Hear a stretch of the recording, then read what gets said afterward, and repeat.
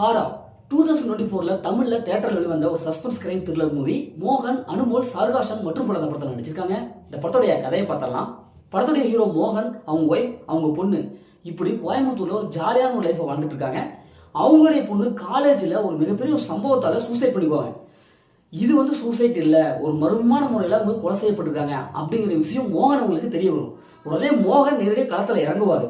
தன்னுடைய பொண்ணை கொண்டவங்க யாரு, அவங்க எப்பயாவது கண்டுபிடிச்சு பழிவாங்கணும் அப்படின்னு சொல்லிட்டு அவரே களத்தில் இறங்குவாரு. இப்போ இறுதியில் அவர் நினைச்ச மாதிரி அவங்க பொண்ணை கொண்டவங்களை யாரை கண்டுபிடிச்சாரா இல்லையா, இறுதியில் என்ன ஆச்சு அப்படிங்கிறதா இந்த படத்துடைய ஆன்லைன். இப்போ இந்த படத்துடைய பாசிட்டிவ் பார்த்தாவே நடிகர் மோகன் அவர் தான். ஏன்னா ரொம்ப நாளைக்கு அப்புறம் சூப்பரான ஒரு ஆக்டிங் பர்ஃபார்மன்ஸை கொடுத்துருக்காரு. எப்போ 1980 அவர் வெள்ளி விழா நாயகன்.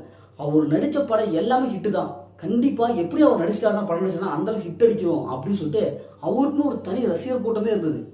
ஏன்னா அந்த மௌனராகம் இப்படி எல்லா படமுமே அந்த காலகட்டத்தில் பார்க்கும்போது அந்தளவுக்கு ஒரு எமோஷனோட அப்படியே ஒரு எல்லா கதையிலும் செட் ஆகிடுவார். இன்னைக்கு இந்த படத்தில் அவருடைய கேரக்டர் எப்படி இருக்குது, செம்மையான ஒரு பர்ஃபார்மன்ஸை கொடுத்துருக்காரு. அவருடைய அந்த எமோஷனல் சீன்ஸ்லாம் நல்லாவே வந்திருக்கு. அதே மாதிரி படத்தில் நடித்த எல்லாருமே வந்து ஓரளவுக்கு பர்ஃபார்மன்ஸ் கொடுத்துருக்காங்க. மற்றபடி இந்த படத்தில் பெருசாக ப்ளஸ்ஸுங்கிறது சொல்லிக்கிறபடி தேடணும், ஏன்னா அந்தளவுக்கு தான் இருக்குது. இப்போ இந்த படத்துடைய மைனஸ்ன்னு பார்த்தாவே மோகன் சார் அவங்களுடைய கேரக்டர் தான். ஏன்னா இவ்வளோ பெரிய நடிகர், இவ்வளோ பெரிய சூப்பராக இருந்த அவருக்கு கேரக்டரில் கொஞ்சம் இன்னும் கொஞ்சம் அழுத்தமான சீன்ஸ்லாம் நல்லா ஒரு கொடுத்துருக்கலாம். ஏன்னா அவருடைய கேரக்டர் பார்த்தா பழிவாங்கிற கேரக்டர், ஆனால் லாஜிக்கே சுத்தமாக இல்லாத விட்டுட்டாங்க. அதுவும் அவருடைய சீன்ஸ் எல்லாம் ரொம்ப மோசமாக இருக்கு. இப்போது தன்னுடைய பொண்ணு வந்து அந்த மாதிரி ஏஜ் அட்டன் பண்ணிட்டாங்க, ஒன்றும் ஸ்கூலுக்கு வர முடியாது அப்படின்ட்டு அந்த சீன்ஸ் எல்லாம் ஒரு மாதிரி அப்படி கிரன்ச்சாக இருக்குது. ஏன்னா அதில் போய் எமோஷனல் எப்படி நம்ம கனெக்ட் பண்ணுறது, அவர் வர அந்த எமோஷனல் சீன்ஸ் ஈஸியாக கனெக்ட் ஆகவே முடியல. நிறைய சீன்ஸாக லாஜிக் இல்லாமே இருக்குது. யோகி பாபு அவங்களுடைய சீனு இப்படி எல்லாமே வந்து அந்தளவுக்கு ஒர்க் அவுட் ஆகவே இல்லை. காமெடி அந்தளவுக்கு ஒர்க் அவுட் ஆகவே இல்லை. ஸ்க்ரீன் பிளே ஃபர்ஸ்ட் ஹாஃப்லேருந்து கடைசி வரைக்கும் ஒரு முக்கியமான ஸ்க்ரீன் பிளே கொடுத்துட்டாங்க.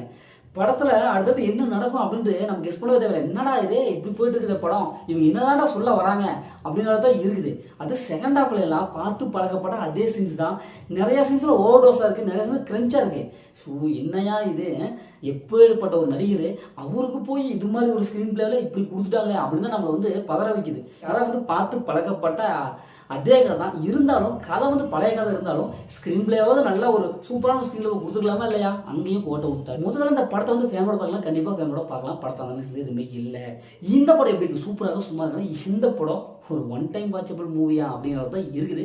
ஓகே, இதே மாதிரி அடுத்த ஒரு புதிய மூவியில் உங்களோட உங்கள் கவி பாரதி.